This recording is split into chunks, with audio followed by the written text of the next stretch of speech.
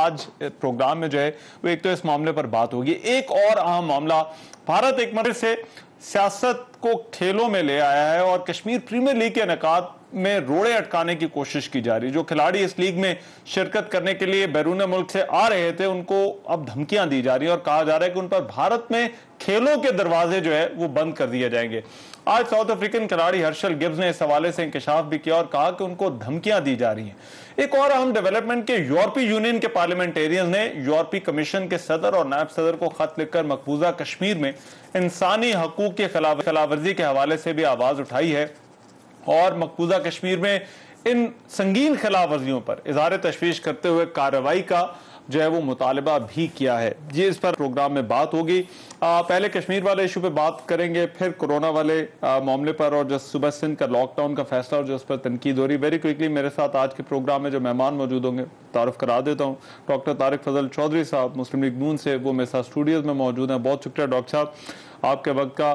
اندلیب عباس صاحبہ پاکستان تحریک انصاف سے، وہ آج کی اس ڈیبیٹ میں جو ہے وہ ہمیں جوائن کر رہے ہیں، اور نفیسہ شاہ صاحبہ ہمارے ساتھ موجود ہوں گی، پاکستان پیپلز پارٹی کی سینئر رہنما ہیں، ان سے بھی بات کریں گے. لیکن پہلے یہ جو کشمیر والا ایشو ہے اس پر بات کرنے کے لیے چودھری پرویز اقبال لوسر صاحب میرے ساتھ موجود ہیں، چیئرمین پاک یو فورم اور اس گروپ کا حصہ ہیں جنہوں نے جو ہے وہ اس حوالے سے یورپی یونین میں جو ہے وہ آواز اٹھائی ہے. چودھری پرویز صاحب بہت شکریہ سر. پہلے تو میں آپ سے جاننا چاہتا ہوں کیونکہ جی آپ کا جو خط ہے اس پر اب کچھ ڈیولپمنٹ بھی آ گئی ہے اور یہ بھی جو ہے وہ خبر آئی ہے کہ صدر نے جو ہے وہ آپ کو یقین دہانی بھی کرائی ہے اس حوالے سے جو آپ نے تحفظات کا جن انسانی حقوق کی خلاف ورزیوں کا اس خط کے اندر ذکر کیا. تو ذرا بتائیں کہ کیا بات ہوئی ہے یورپی یونین کے صدر سے، کیا یقین دہانی کرائی گئی ہے؟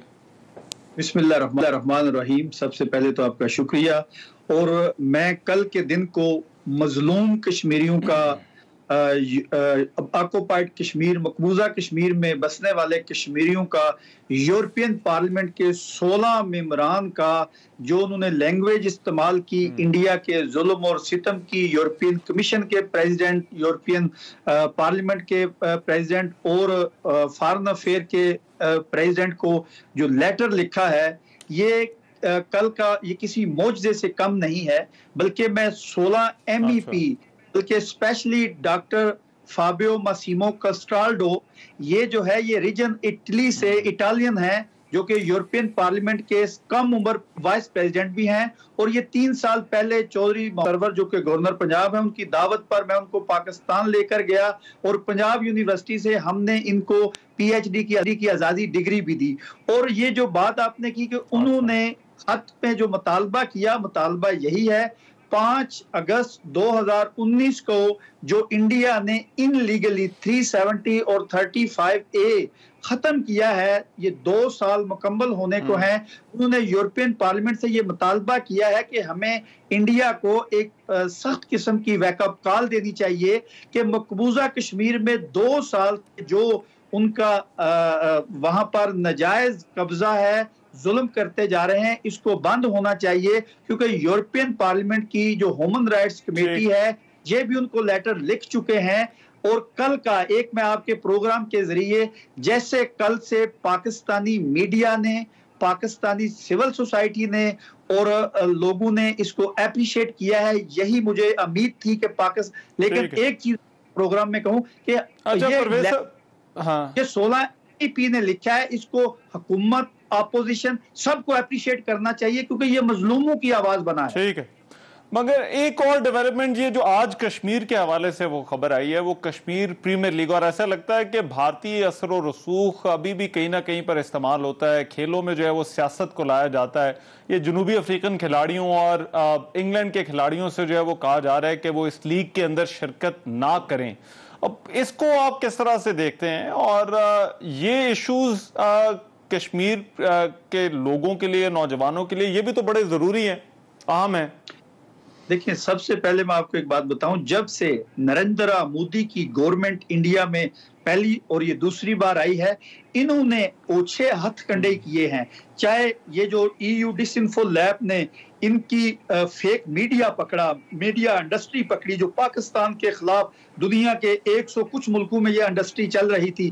ابھی یہ ہے کہ جب انہوں نے دیکھا ہے میں آپ کو بتاؤں کہ کل کا یہ جو خط کا انڈیا کو ایک بڑا سخت سفارتی جھٹکا ہے اور یہ ہماری ایک بہت بڑی سفارتی کامیابی ہے. انہوں نے یہ برداشت نہ کیا اور انہوں نے کھیل، جو کہ کھیل کسی سیاست کا حصہ نہیں ہوتا ہے، انہوں نے کھیل کو سیاست کا حصہ بنا لیا. اور یہ جتنے جو انٹرنیشنل پلیئر کشمیر میں آ رہے تھے، کیونکہ ان کو یہ پتا ہے جب انٹرنیشنل پلیئر جو ہے یہ کشمیر کی آبادی میں جا کر، کیونکہ ان کی طرف مقبوضہ کشمیر میں تو مکمل کرفیو ہے، وہاں پر انسانی حقوق کی تنظیمیں جا نہیں سکتی، نو گو ایریا ہے. یہاں پر آزاد الیکشن بھی ہو چکا ہے، یہاں پر ابھی کھیلیں بھی ہوں گی، کشمیر پریمیم لیگ بھی ہوگی. اور یہ دنیا کو جا کے دنیا کے پلیٹ فارم پہ یہ بتاتے ہیں پاکستان کا جو کشمیر ہے اس میں بھی ظلم، تو یہ دنیا کے لیے تو سب چیزیں کھل کر سامنے آ جائیں گی کہ اس کشمیر میں اور اس کشمیر میں زمین اور سمان کا فرق ہے. لیکن میں آپ کو یہ بات بتاؤں کہ چوکیوں سے ابھی کچھ فرق نہیں پڑنے والا.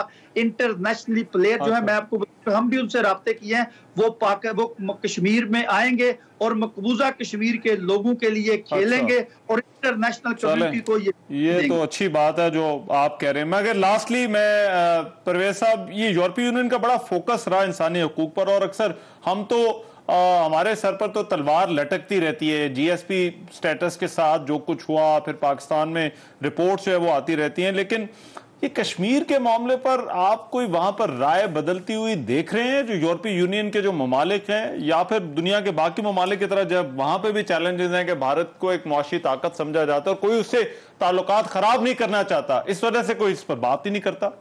دیکھیں، میں آپ کو ایک بات بتاؤں، ابھی یورپین یونین نے ہمیشہ کشمیر کے موضوع پہ اچھا اور مثبت کردار ادا کیا ہے. انڈیا کو، چاہے وہ ان کا فارن منسٹر نریندر مودی ادھر آیا ہو یا یہاں کے ان کے وزیر داخلہ کو، ان کا ہمیشہ، لیکن اس کا کوئی ہمارا بھی فرض بنتا ہے، ہمیں بھی جا کے لوگوں کو بتانا ہے یہ کیس ہے کیا. جی ایس پی پلس جو ہے، میں آپ کے پروگرام کے ذریعے پاکستانی قوم کو بتانا چاہتا ہوں، پہلے دن سے لے کر 2005 سے لے کر آج تک اس کا میں حصہ رہا ہوں. یورپین یونین نے جب یہ اسٹیٹس تھرڈ جنریشن ایگریمنٹ آج پہلے دن سے آج تک انڈیا کی خواہش رہی ہے پاکستان کے ہاتھ سے یہ جی ایس پی پلس جائے، لیکن جب تک پاکستانی قوم اور یہ ملک اور اس کے بیٹے بچے جو پاکستان کے باہر ہیں اور یہ جو ہمارے سفارتکار ہیں انڈیا سے، جی ایس پی پلس ان کا خواب ہی رہے گا. انشاءاللہ بفضل خدا یہ قوم کو اربوں کا جو ہم ان کے ساتھ ایکسپورٹ کر رہے ہیں، انشاءاللہ بفضل خدا یہ پاکستانی قوم کی امانت ہے اور یہ یورپین اسٹیٹس ہم سے کبھی نہیں لے گی. یہ میں آپ کے پروگرام میں لوگوں کو بتاتا ہوں، اور وہ کے خلاف پروپیگنڈا کرتے ہیں وہ دم توڑ. ٹھیک ہے، بہت شکریہ پرویز اقبال صاحب، سو مچ جی.